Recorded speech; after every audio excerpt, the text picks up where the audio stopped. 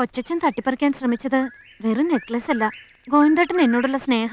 അതൊക്കെ പറഞ്ഞ് എന്റെ മൂഡ് കളയാതെ. ആരൊക്കെ എന്തൊക്കെ പറഞ്ഞാലും ഗായത്രി എന്റെയാ, എന്റെ ജീവന്റെ ജീവന. ഇനി ഇതൊന്ന് അണിഞ്ഞേ പവൻ മാറ്റോടെ ഞാൻ എന്റെ ശ്രീമതി ഒന്ന് കണ്ടോട്ടെ. ഇപ്പൊ തരുന്നതേ ദക്ഷിണയായിട്ടല്ല, ഇതെന്റെ പിറന്നാൾ സമ്മാനമാ. പിറന്നാളോ? ആ, നാളെ. എങ്കിൽ ഞാനും കാര്യമായൊരു സമ്മാനം തരണമല്ലോ. തൽക്കാലം വേണ്ട, പക്ഷെ വേണം ഒരിക്കൽ. പണ്ടങ്ങളും പ്രമാണങ്ങളും പണയം വാങ്ങി പലർക്കും പണം കൊടുക്കാറുള്ള ഗോവിന്ദൻ ജീവിതത്തിൽ ആദ്യമായി ഒരാളുടെ മുന്നിൽ പണയം വെച്ചിരിക്കുക. നിറഞ്ഞ സ്നേഹമുള്ള ഈ മനസ്സ്. പകരം ആ മനസ്സും പണയമായിട്ട് എനിക്ക് വേണം, അതിലും സ്നേഹത്തോടെ. അല്ല, ചോദിക്കാൻ മറന്നു, പിറന്നാൾ എങ്ങനെ ആഘോഷിക്കാനാ ഗോവിന്ദേട്ടന്റെ പ്ലാൻ?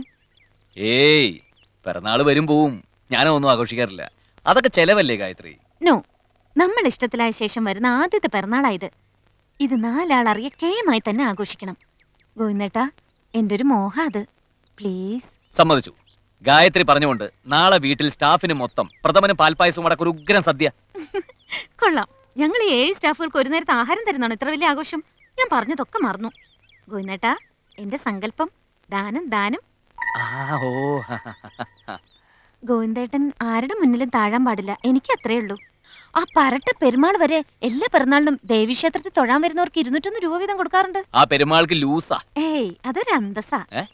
പെരുമാൾ 201 കൊടുക്കുമ്പോ ഗോവിന്ദേട്ടൻ ചുരുങ്ങിയത് ഒരു 500 കൊടുക്കണം. അത് ഏതാണ്ട് എത്ര പേര് കാണും? തൊഴാൻ വരുന്ന ഒരു 10-20 പേര് അത്രേ ഉണ്ടാവൂ. ഗോവിന്ദേട്ടാ, ജന്മദിനത്തിൽ ദാനം ചെയ്താൽ മോക്ഷം കിട്ടുന്ന. നിന്നിഷ്ടം എന്നിഷ്ടം. ചേട്ടാ, ഇതിന്ന് 1 കിലോ ഓറഞ്ച്. അതിനൊക്കെ ഭയങ്കര വിലയാ കുട്ടി. അതിന്ന് എടുത്തോളൂ. സാരമില്ല ചേട്ടാ, പഴയ പോലൊന്നുമല്ല, എനിക്കിപ്പോ നല്ല വരുമാനാ. ആഹാ, ഏറി വന്ന ഇതിന് എത്രയാവും? 30-35 രൂപ. ഓരോ പണക്കാരിവിടെ പിറന്നാള് അടിയന്തരെന്നൊക്കെ പറഞ്ഞ് ലക്ഷങ്ങളാ വാരി എറിയുന്നത്. അതാരാ കുട്ടി? അപ്പൊ ചേട്ടനൊന്നും അറിഞ്ഞില്ലേ? ഇല്ല. നമ്മുടെ ഗോവിന്ദ മുതലാളി. അങ്ങേരുടെ പിറന്നാൾ ദിവസമായ നാളെ ദേവീക്ഷേത്രത്തിൽ തൊഴാൻ വരുന്നവർക്കൊക്കെ 501 രൂപ വീതം കൊടുക്കുന്നെന്നാ കേൾവി. പറഞ്ഞ നന്നായി. കുട്ടിക്കറിയോ, സൂര്യൻ അസ്തമിക്കുന്നവരെ കച്ചവടം ചെയ്ത 150 രൂപ കഷ്ടിയാ. ഭാര്യ മക്കളെയും കൂട്ടി രാവിലെ തന്നെ പുറപ്പെടുകയാണ്. എന്താടോ ഗൗരവമായൊരു ചർച്ച? അപ്പൊ ആരും ഒന്നും അറിഞ്ഞില്ലേ? ഇല്ല.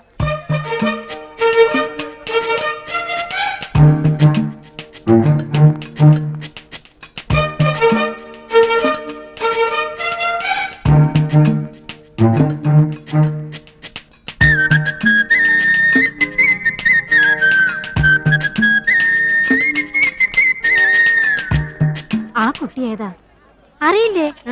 അതാ ഇപ്പൊ ഗോവിന്ദ മുതലാളി വെച്ചോണ്ടിരിക്കുന്ന പെണ്ണ്.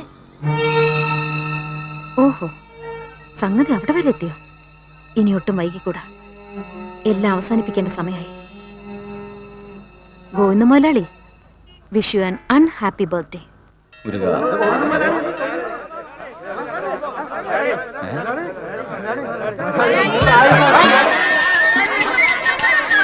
ദൈവമേ, സാക്ഷാൽ ഗുരുവായൂർ അമ്പലത്തിലില്ലല്ലോ ഇത്ര തിരക്ക്. വന്ന് അമ്പലത്തിലും ശാന്തി കിട്ടാതായി. വല്ല കല്യാണത്തിനും വന്നവരായിരിക്കും. എനിക്കങ്ങനെ തോന്നുന്നില്ല. ഇന്ന് നല്ല മുഹൂർത്തമുള്ള ദിവസമാ. നിങ്ങളൊക്കെ ഏതെങ്കിലും കല്യാണത്തിന് വന്നാണോ? കല്യാണമൊന്നും അല്ല, നമ്മുടെ ഗോവിന്ദന്റെ പിറന്നാള് കൂടാനും ദാനം വാങ്ങിക്കാനും വന്ന നാട്ടുകാരാ. താനോ? തന്നെ ആരോട് ഇങ്ങോട്ട് ക്ഷണിച്ചത്? ഗോവിന്ദ, ഇത് അമ്പലമാണ്. എടത്തി ഗോവിന്ദനെ കൊണ്ടവള് ദാനം ജയിക്കുന്ന പോട്ടെ, ഇതിപ്പോ പാർട്ടി പ്ലീനത്തിന് എന്ന പോലെ അടുത്ത ജില്ലകളിൽ നിന്ന് വരെ ലോഡ് കണക്കിന് ആൾക്കാർ ഇറക്കുമതി ചെയ്തിരിക്കുക അവനെ മുടിപ്പിക്കാൻ. വാ, ഗോവിന്ദനെ വിളിച്ച് നമുക്ക് ഓരോ പ്രദക്ഷിണം വെച്ച് മുങ്ങ. വേണ്ട ഉണ്ണിപ്പിള്ളേ, എത്ര ദാനം ചെയ്താലും തീരാത്തത്ര സമ്പാദ്യം എന്റെ മോനുണ്ടെന്ന് അവക്കറിയില്ല. അവളുടെ ഈ കളി എത്ര വരെ പോകുന്നെന്ന് നോക്കാം. മുതലെന്നും പലിശയെന്നും പറഞ്ഞ് കുറെ പേരെ എന്റെ മോനും വേദനിപ്പിച്ചിട്ടുണ്ടല്ലോ. അതിനുള്ള ഒരു പ്രായച്ചിത്തം കൂടി ആയിക്കോട്ടെ. ഇങ്ങനെ ബഹളം വെക്കരുത്, എല്ലാവർക്കും മുതലാളി പൈസ തരും പ്ലീസ്. ഹലോ, ഞങ്ങൾ എത്തിയിട്ടാ. ഗായത്രി, 10-20 പേരെ കാണൂന്ന് പറഞ്ഞിട്ട് ആവോ, എനിക്കൊന്നും മനസ്സിലാവുന്നില്ല ഗോവിന്ദേട്ടാ. ഹലോ, നിങ്ങൾ ക്യൂവിലാണ്, അല്പസമയം കാത്തിരിക്കൂ. നിങ്ങൾ ക്യൂവിലാണ്. ഞാൻ അല്പം ഡീസന്റ് ആയി പോയി. മര്യാദക്ക് നിൽക്കുന്നുണ്ടോ? ഒതുങ്ങി നിൽക്കാൻ. വീടും പൂട്ടി മൊത്തം പേര് വിഞ്ഞു പോന്നു. അല്ലേ ചേച്ചി? നന്നായി. എവിടെയോ എന്തോ കുഴപ്പമുണ്ടല്ലേ? ഉണ്ട്, ഇതിലെന്തോ ചതിയുണ്ട്, സംശയിക്കാനൊന്നുമില്ല. നമ്മൾ പ്ലാൻ ചെയ്തൊക്കെ കൊച്ചച്ഛൻ കേട്ട് കാണും. എടാ ഗോവിന്ദ, നീ താടകയുടെ തടവിലാണടാ. അയ്യോ, എടീ ഹിഡുമ്പി, വാദിയെ പ്രതിയാക്കുന്നു. ഗോവിന്ദ, നീ സൂക്ഷിച്ചോ. നിന്റെ കൈവെള്ളയിലിരിക്കുന്ന ഇവളുണ്ടല്ലോ, ഇവളൊരു ആറ്റം ബോംബാണ്, ഏത് നിമിഷവും പൊട്ടും. ദാനമാണത്രേ, ദാനം. ഗോവിന്ദ ദാനം ചെയ്യാൻ നീ ആര്? മഹാബലിയോ അതോ കർണന്റെ മച്ചമ്പിയോ? നിനക്ക് കാശ് കൂടുതലാണ് കൊണ്ട് കടലിൽ തള്ളടാ. ഉണ്ണിപ്പിള്ള വായടയ്ക്കുന്നുണ്ട്. നേരത്തെ. ഗോവിന്ദേട്ടാ പിറന്നാളായിട്ട് വെറുതെ പോരിന് പോണ്ട, നമുക്ക് തുടങ്ങാം. വരൂ. അതിന് ഗായത്രി, ഉം? ഇത്രയും പേർക്ക് കൊടുക്കാനുള്ള പണമൊന്നും ഞാൻ കരുതിയിട്ടില്ല. ഓ അതിനെന്താ, ഉള്ളത് തീരുമ്പോഴേക്കും നമുക്ക് നന്ദുവിനെ വിട്ട് കടയിൽ നിന്ന് എടുപ്പിച്ചാ പോരെ? ഇനി ഒരു 3 ലക്ഷം കൂടി മതിയായിരിക്കും, അല്ലേ ഗോവിന്ദേട്ടാ? അതെ. ആ നന്ദു. ഗായത്രി, ആ, എന്റെ മോൾ ഇവന് വേണ്ടി വല്ലാതെ കഷ്ടപ്പെടുന്നുണ്ട്. മനസ്സിലായില്ല. എനിക്ക് മനസ്സിലായി. ഇവരൊക്കെ ഗോവിന്ദന്റെ പിറന്നാൾ അറിഞ്ഞു വന്നവരോ അതോ ആരെങ്കിലും അറിയിച്ചു വന്നവരോ? അത് പിന്നെ ഞാനും അതാ ആലോചിക്കുന്നേ. കഞ്ഞികള് വേറെ ഒരു പണിയില്ലാത്ത പോലെ. ആ നന്ദു വേഗം ചെല്ലൂ, മേശയിലെടുത്ത് മുഴുവൻ എടുത്തോളും. ഇനി ആള് വന്നാലോ? നന്ദു പോകാൻ വരട്ടെ. കടയിൽ നിന്റെ അച്ഛൻ കൊണ്ടുവച്ച കാശ് കൊണ്ടോടി എടുത്ത് പുളുത്താൻ. ഗോവിന്ദന്റെ വീട്ടിൽ പണം കായ്ക്കുന്ന മരമൊന്നുമില്ല. മരം ചാടിയ നിനക്കൊക്കെ കയറി പറിക്കാനും കൊലിക്ക് പൊഴിക്കാനും. ദേ വേദാന്തം പറയാതെ മര്യാദയ്ക്ക് ക്യൂവിൽ നിന്ന് വേണമെങ്കിൽ 501 രൂപ വാങ്ങിച്ചോളൂ. എന്താടാ പപ്പ? ആൾക്കാരുടെ ബഹളം കണ്ടില്ലേ, നമുക്ക് തുടങ്ങാം. തുടങ്ങാം. വരൂ.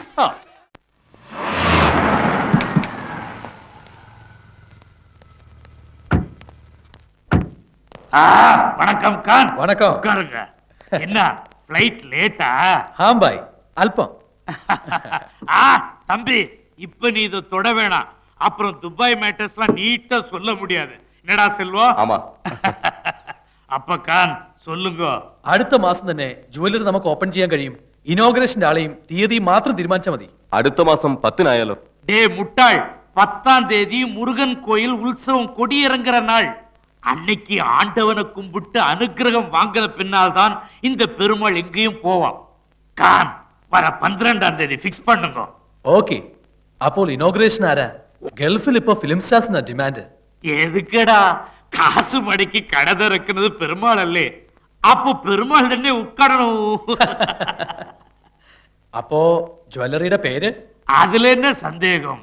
ஜொல்லரி வீரமணியோட பேரில் வள்ளிய போர்டில் நீளத்தில் எழுதிக்கோ, வீரமணி ഫാഷൻ ജ്വല്ലറി. ആ ബോർഡിൽ മാത്രമാണ് അവന്റെ പേര്. ലൈസൻസും രജിസ്ട്രേഷനും എന്റെ പേരിൽ.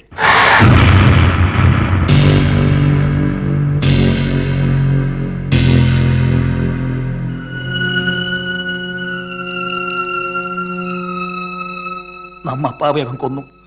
ഉന്നെ കല്യാണം പണി നമ്മുടെ സ്വത്തുക്കളെല്ലാമേ അവൻ സ്വന്തമാക്കി. നാളെ അവൻ നമ്മളെയും കൊല്ലും. ഇങ്ക ജുവലറി തുടങ്ങുമ്പോൾ എൻ പേരിലും ചൊല്ലിയാച്ച്, കടസിയിൽ എന്നാച്ച് ദുബൈ ജുവലറി അന്ത മാതിരി ആയാച്ച് അവൻ പേരിലതാ. கவலைப்படாத வீரமணி, நான் அத்தாங்கிட்ட பேசி பார்க்கறேன். അക്ക നീ പാവം മുട്ടാൾ. ഇത്തனை വർഷമാച്ച് നീ എന്താളെ പുരിഞ്ചിക്കലേ? നീ പേരുക്കൊരു പൊണ്ടാട്ടി, ഉനക്കൊരു കുഴന്ത ഇരിക്കാ. அந்த ஆளுக்கு பொண்டாட்டியும் குழந்தையும் ஊர்ல நிறைய இருக்கு. அது ஏன் தலையெழுத்து? எல்லாமே ஒரு ஆள் பார்த்துட்டு தானே இருக்கு. அந்த கடவுளை நம்ம காப்பாத்திடுவார்.